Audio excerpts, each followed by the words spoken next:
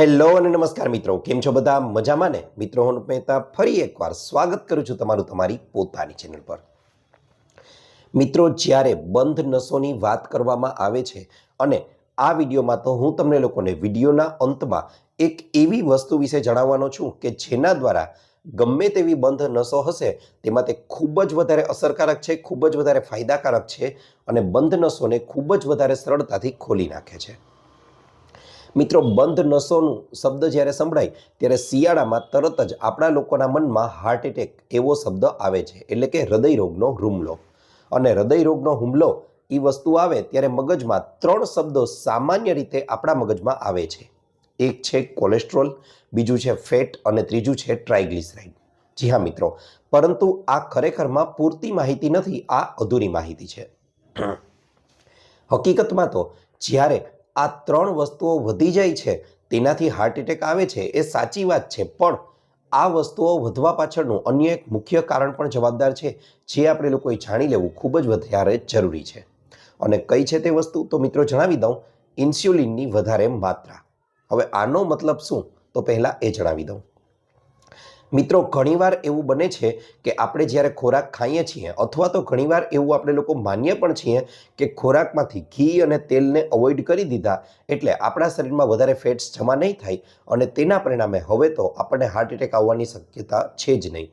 પરંતુ આ ખોટી વાત છે, કારણ કે તમે લોકો જ્યારે વધારે કાર્બોહાઈડ્રેટવાળો ખોરાક ખાઓ છો, વધારે કાર્બોહાઈડ્રેટનો મતલબ એવો થાય કે તમે લોકો બહારનો ખોરાક, તેમાં ખાસ કરીને જંક ફૂડ છે, મેંદાવાળો ખોરાક છે, રિફાઇન્ડ તેલવાળો ખોરાક છે, તેનું વધારે સેવન કરો છો, ત્યારે બને છે એવું કે તમારા શરીરની અંદર કાર્બોહાઈડ્રેટની માત્રા છે તે ખૂબ જ વધારે વધવા લાગે છે. હવે કાર્બોહાઈડ્રેટ વધવાના કારણે તમારું શરીર છે તેનું જો પાચન તંત્ર બરાબર રીતે કામ નહીં કરે તો આ કાર્બોહાઈડ્રેટને પચાવવા માટે વધારે શક્તિની જરૂર પડશે, વધારે ઇન્સ્યુલિનની જરૂર પડશે.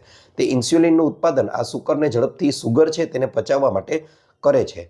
પરિણામે આ ચક્ર છે તે ચાલ્યા જ કરે છે અને તમે લાંબો સમય સુધી જો વધારે કાર્બોહાઈડ્રેટવાળો એટલે કે વધારે મેંદાવાળો ખોરાક છે, વધારે રિફાઇન્ડ સુગરવાળો ખોરાક છે, વધારે રિફાઇન્ડ તેલવાળો ખોરાક છે, તેનું લાંબા સમય સુધી સેવન કરો છો તો તમારું શરીર વધારે ને વધારે ઇન્સ્યુલિનનું ઉત્પાદન કર્યા કરે છે અને તેના પરિણામ સ્વરૂપે એક સમય એવો આવે છે કે જ્યારે ઇન્સ્યુલિનની અસર છે તે તમારા શરીરના કોષો પર થતી નાબૂદ થવા લાગે છે. એટલે કે હવે ઉત્પન્ન તો ઇન્સ્યુલિન થાય છે પણ તેની અસર કોષો પર થઈ શકતી નથી અને તેના પરિણામ સ્વરૂપે આપણા શરીરમાં સુગર છે તે ફેટના સ્વરૂપમાં જમા થવા લાગે છે.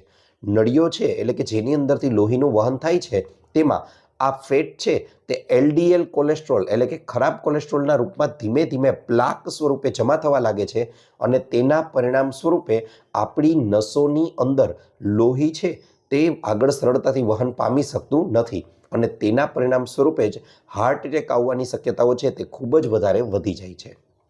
મિત્રો, બીજી એ વસ્તુ, એ માન્યતા પણ ખોટી છે કે નાની ઉંમરમાં હાર્ટ એટેક કોઈને આવી શકે જ નહીં.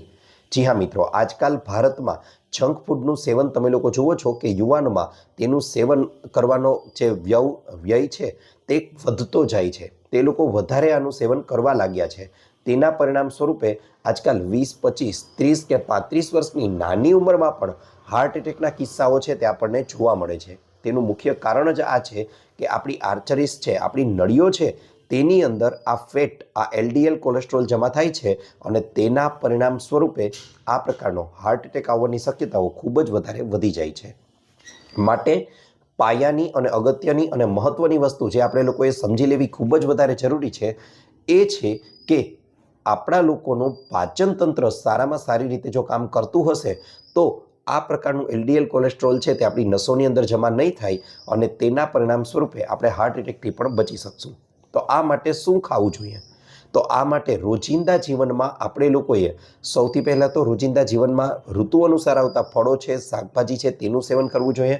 મેંદો છે, બ્રેડ છે, બિસ્કિટ છે, રિફાઇન્ડ સુગર છે, રિફાઇન્ડ તેલ છે, તેમાંથી બનતી વસ્તુઓ અને જંક ફૂડ કે જે બજારમાં મળે છે તેને બને તેટલું અવોઇડ કરવું જોઈએ, ન ખાવું જોઈએ. ઉપરાંત મેં મિત્રો તમને જણાવ્યું હતું એ પ્રમાણે કે વિડીયોના અંતે હું તમને લોકોને એક એવી વસ્તુ સૂચવવાનો છું કે જેના દ્વારા તમારા લોકોનું આ કોલેસ્ટ્રોલ જે વધી ગયેલું છે અથવા તો નળીઓનું જે બ્લોકેજ છે તેને સંપૂર્ણ રીતે દૂર કરી શકાય છે. તો મિત્રો એ વસ્તુનું નામ છે એ વસ્તુ કાંઈ નથી. જી હા મિત્રો, કાંઈ નથીનો મતલબ થાય એ વસ્તુ છે ઉપવાસ. જી હા, ઉપવાસ કે જેને આપણે લોકો જાપાનીઝ ભાષામાં ઓટોફેજી તરીકે પણ ઓળખીએ છીએ.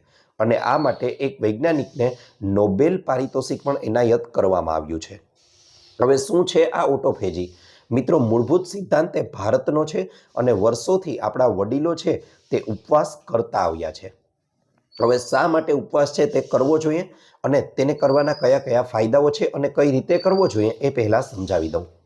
મિત્રો, ઉપવાસ છે તે સામાન્ય રીતે તમે લોકો 12 થી 14 કલાકથી શરૂ કરી અને તેને 16 થી 18 કલાક સુધી પણ લઈ જઈ શકો છો. હવે આ માટેનો એક સરળ નિયમ છે એ પહેલાં સમજી લઈએ. તો ઉપવાસ કરવા માટે તમારે લોકોએ સૌથી પહેલાં તો રાત્રિનું ભોજન વહેલું લેવાનું છે અને ત્યારબાદ વહેલી સવારનો નાસ્તો છે તે મોડો કરવાનો છે.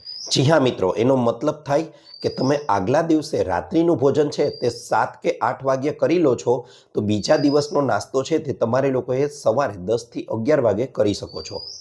આ જે ઉપવાસનો ગાળો છે આ દરમિયાન તમે લોકો લિક્વિડ છે તે લઈ શકો છો કે જેમાં પાણી છે, નાળિયેર પાણી છે, ગ્રીન ટી છે અથવા તો દૂધ છે તેનું સેવન તમે કરી શકો છો. અન્યથા એમનેમ જ રહી શકો છો.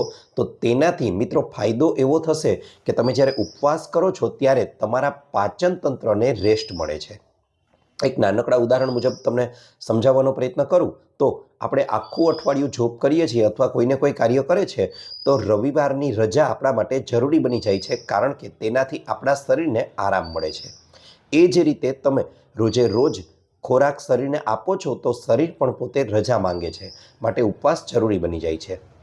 હવે આ ઉપવાસના સમયગાળા દરમિયાન તમારું શરીર છે તે પોતામાં રહેલી જે બીમારીઓ છે તેને જાતે રિપેર કરવાનું કાર્ય કરે છે.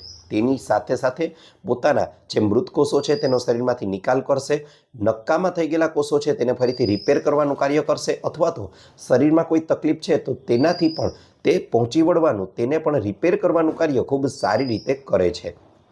ટૂંકમાં કહું તો આપણા શરીરને ફરીથી તંદુરસ્ત બનાવવાનું કાર્ય આ ઉપવાસ છે તે સારી રીતે કરે છે.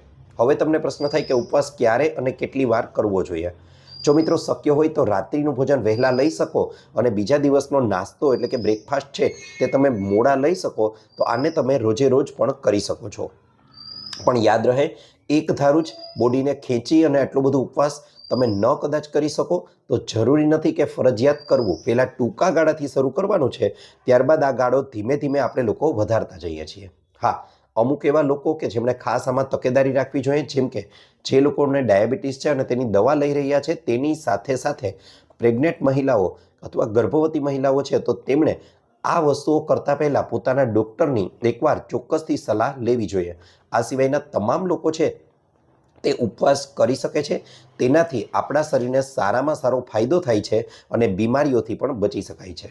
ઉપવાસથી બનશે એવું કે આપણું પાચન તંત્ર છે તે મજબૂત થશે અને તેના પરિણામ સ્વરૂપે આપણી નસોની અંદર જમા થતું જે કોલેસ્ટ્રોલ છે તે ધીમે ધીમે ઘટવા લાગશે અને પરિણામે નસોની અંદર ખૂબ જ સરળતાથી ફરીથી લોહીનું વહન છે તે થઈ શકશે.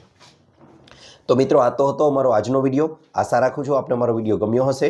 વિડીયો ગમ્યો હોય તો લાઇક કરજો, ચેનલને સબસ્ક્રાઈબ કરજો. ઉપરાંત આપને પણ કોઈ હેલ્થ કે બ્યુટી સંબંધિત સમસ્યા હોય તો એ પણ જણાવજો. અમે તેને અનુરૂપ પણ નવા વિડીયો લાવવાનો પૂરતો પ્રયાસ કરીશું. આપનો ખૂબ ખૂબ આભાર.